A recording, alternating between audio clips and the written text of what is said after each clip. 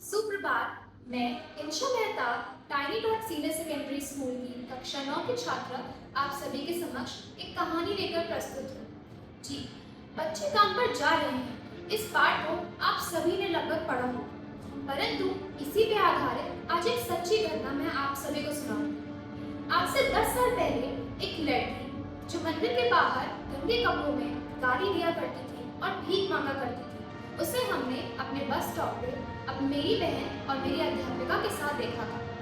उसे देखकर हमें बहुत बुरा लगता था।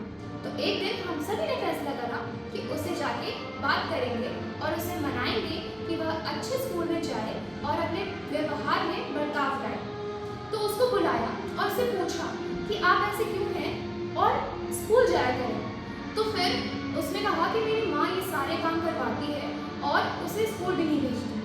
तो फिर हमने उसे बहलाया और उसे अच्छी अच्छी चीज़ों के लालच में लाके उससे कहा कि अगर तुम अच्छे कपड़े साफ सुथरे पहन के स्कूल जाओगी तो हम तुम्हें अच्छी चीज़ें जैसे कि चिप्स या बिस्किट रोज दिया करेंगे। तो उसने लालच में आके हमारी बात मानी और अगले दिन वह एक अच्छे से कपड़ों में मंदिर के बाहर पूजा करती थी। इसको देख के हमें बहुत ही प्रसन्नता हुई, परंतु एक बात फिर भी थी कि वह स्कूल नहीं जाती थी। हमने उसे बुलाया और मेरी अध्यापिका ने उससे प्रश्न करा, तुम स्कूल क्यों नहीं जाती?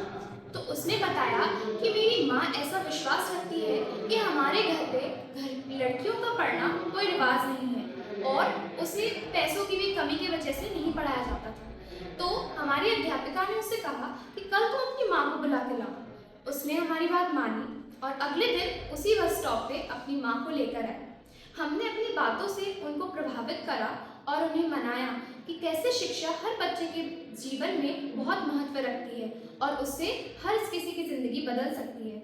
उनकी माँ ने हम पे विश्वास करा और मेरी अध्यापिका ने उसका एडमिशन प्राइमरी स्कूल में कराया और आज वही लड़की क्लास 7 में पढ़ रही है, जिसकी ज़िंदगी बहुत सुधर चुकी है, जो गलत और सही में फ़र्क जानने लगी है और एक अच्छी शिक्षा की वजह से आगे प्रगति कर रही है। तो ओके। इस कहानी से हमें यह शिक्षा मिलती है कि शिक्षा हमें हमेशा लेनी चाहिए। अगर हम गरीब हैं तो किसी की मदद ले लेनी चाहिए। हमें उससे बहुत अच्छे से अपने जीवन में ग्रहण करनी चाहिए, जिससे हम आगे प्रगति कर सकें, गलत और सही में फ़र्क जान सकें और एक बेहतर ज़िंदगी व्यतीत कर सकें। धन्यवाद। आपका दिन शुभ हो।